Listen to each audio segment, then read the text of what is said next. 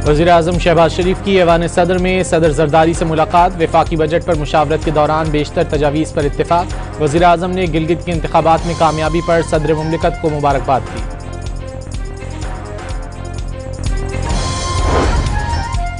Iran का Israel पर हमले रोकने का ऐलान। सदर पज़ेश्कियान ने वाज़ेह कर दिया, ना मैदान छोड़ा ना मुज़ाकरात से पीछे हटे।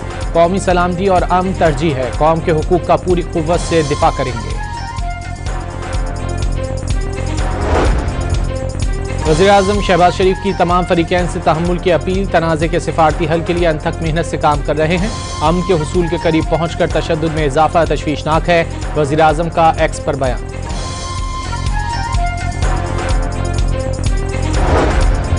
रावलाकोट में कलअदम अवामी एक्शन कमेटी के पुरतशद्दुद हमलों में शहीद अहलकारों की नमाज जनाजा। Chief secretary Azad Kashmir, IG police और आला सिविल व अस्करी हुक्काम की शिरकत।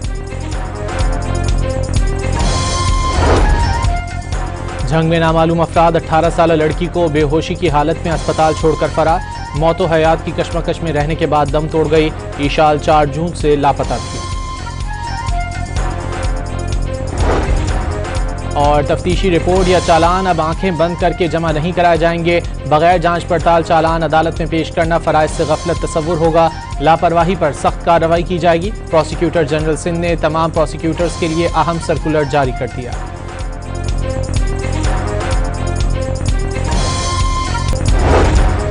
वज़ीर-ए-आज़म शहबाज शरीफ की ऐवान सदर में सदर जरदारी से मुलाकात। वफाकी बजट पर मुशावरत के दौरान बेशतर तजावीज़ पर इत्तेफाक। वज़ीर-ए-आज़म ने गिलगित के इंतखाबात में कामयाबी पर सदर मुमलिकत को मुबारकबाद दी।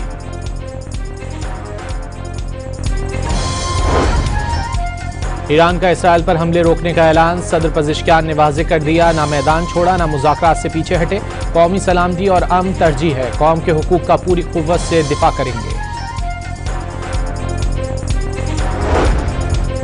वज़ीर-ए-आज़म शहबाज शरीफ की तमाम फरीक़ैन से तहम्मुल की अपील। तनाज़े के सिफारती हल के लिए अनथक मेहनत से काम कर रहे हैं।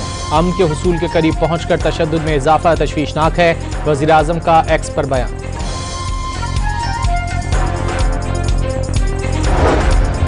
रावलाकोट में कलअदम अवामी एक्शन कमेटी के पुरतशद्दुद हमलों में शहीद अहलकारों की नमाज जनाजा।